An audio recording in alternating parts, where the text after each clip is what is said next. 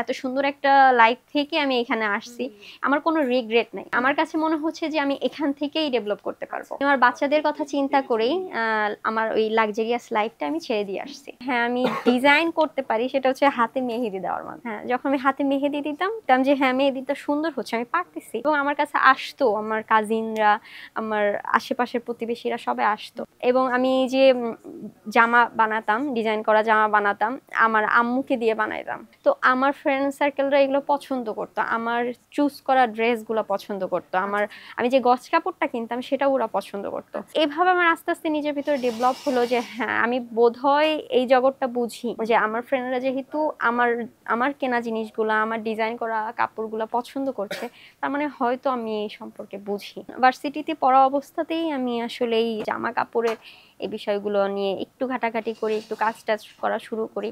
বাংলাদেশের কয়েকটা বড় বড় কারখানা আছে যেখানে বাহিরের বায়াররা অর্ডার দেয় এবং তাদের রিকোয়ারমেন্ট অনুযায়ী যেই ফেব্রিক গুলা, ডিজাইন গুলা তৈরি করা হয়, সেখানকার শিপমেন্ট যাওয়ার পরে যে এক্সট্রা ফেব্রিকটা থাকে ওইখান থেকে মূলত আমরা আমাদের ফেব্রিক গুলা নিয়ে আসি এবং নিজেরা ম্যানুফ্যাকচার করি। ফার্মাসি ওই ব্যাকগ্রাউন্ডে গেলে কি হবে, আমি পুরোপুরি আটকা পড়ে যেতাম, একদম 7টা থেকে 9টা ডিউটি, এরকম বন্দি একটা জীবন, যেটা আমি চাচ্ছিলাম না একদমই। আমি সবসময় ফ্রিডম থাকতেই পছন্দ করছি, এজন্যই মূলত আমি উদ্যোক্তার পথটাই বেছে নিয়েছি। আমি মূলত প্রথমে মেডিকেল লাইনে যেতে চেয়েছিলাম, তো মেডিকেলে যখন চান্স হয়নি তখন আমি ফার্মাসিতে পরীক্ষা দিই। যখন চান্স চলে আসে তখন আমার একটা বাচ্চা ছিল, তখন তো আমার শুধু ফার্মাসিটাই ফোকাস ছিল। আর আমি যখন ভর্তি হয়েছি তখন এই জব সেক্টরটা এত বেশি টাফ, কম্পিটিশন ছিল না, অ্যাভেলেবেল ছিল জবগুলা। ও শুনছি অনেক ধরনের গল্প, শুনছি যে লাইফ আসলেই হবে যদি আমি এইটার মধ্যে ঢুকে যাই। আমি তো ফার্স্টেই বলছি যে হ্যাঁ, একটা লাক্সারিয়াস লাইফ কাটানো সম্ভব, তবে কি হবে, শুধু আমার ক্যারিয়ারটাই ডেভেলপ হবে, আমার বাচ্চার ক্যারিয়ারের প্রতি একটা হ্যাম্পার চলে আসবে, বাচ্চাকে সময় দিতে পারবো না এবং ওদের ফিউচারটাও একটা প্রশ্নবোধক চিহ্ন তৈরি হতে পারে। আগে যেহেতু আমরা শুধুই হোলসেল করতাম, তো আমার একটা পরিচিত ব্যাকগ্রাউন্ড আছেই এবং এটা একটা চলতি বিজনেস। আমি যদি নিজে আলাদা স্টার্ট করতে যাই তখন কি হবে, আমার এটা ডেভেলপ করতে করতে আমার সময় লাগতে পারে, আমি ফেলও করতে পারি। তখন আমি ডিসিশন নিলাম, যেহেতু মামা এই লাইনে আছেই এবং মামাকে সাথে নিয়েই কেন নয়, তো এজন্য পরবর্তীতে আমাদের শুধু আগে হোলসেল ছিল, সে পাশাপাশি আমরা রিটেলের ব্যবস্থাটা করলাম। ফার্মাসির ওই লাইনটা হচ্ছে এখন আবার অনেকে এক একজনের কিন্তু এক এক ধরনের মত। ধরেন আমি এটা এক্সপিরিয়েন্স করছি, আমার বাবা মা প্রথমে চাইছিল যে আমি ডাক্তারি হই, তো ডাক্তারিতে চান্স না পেয়েই ফার্মাসিতে ঢুকছি। আমার এখানেও কাস্টমাররা যদি চায় তাদের ডিজাইন অনুযায়ী বানিয়ে দিতে পারবো আমরা কারখানা থেকে, তবে সেক্ষেত্রে কমপক্ষে 1000 পিস হতে হবে, পর্দা, বেডশিট সবকিছু। কেউ যদি চায় যে হ্যাঁ, আমার ডিজাইন করা পর্দা আসবে, আমার ডিজাইন করা বেডশিট আসবে, শুধুমাত্র তার ট্যাগলাইন থাকবে, তো আমরা সেক্ষেত্রে সেভাবেও অর্ডার নিই, আমরা কারখানা থেকে ওইভাবে তার ডিজাইন অনুযায়ী বানিয়ে দিব।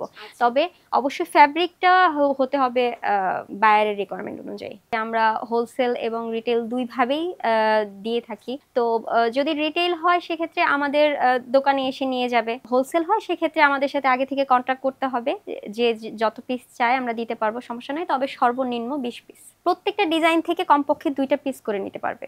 তবে আপনি যদি আপনার ডিজাইন অনুযায়ী বানাতে চান সেক্ষেত্রে হচ্ছে আমাদের সাথে ওইভাবেই কন্ট্যাক্ট করতে হবে, যে আমি এই ডিজাইনের এই ফেব্রিকের এত পিস বেডশিট বা আপনি পর্দা বলেন বা যেটাই বলেন চাই, আপনার রিকোয়ারমেন্ট যদি থাকে যে আমি এই ফেব্রিকের চাই, আমরা ওই ফেব্রিকের করে দিব, কোনো সমস্যা নাই। তবে সেটা হচ্ছে ওই হোলসেলের মতনই আমাদেরকে আগে থেকে জানাতে হবে, আগে থেকে বলতে হবে। যদি ফেব্রিক অ্যাভেলেবল থাকে তবে 10-12 দিনের মধ্যে আমরা দিতে পারবো, আর যদি না থাকে তা সেক্ষেত্রে কমপক্ষে আর কি 35 দিনের মতন লাগে। আমি আপনাকে লোকাল আর হচ্ছে এক্সপোর্টের মধ্যে যে পার্থক্যটা আছে এটা একবার দেখাই। এক্সপোর্টের কালেকশনগুলা একদমই সফট হয় এবং এর কালারটাও একটু অফ হোয়াইট, সাদা, হালকা লাইট কালারের মধ্যে হয়।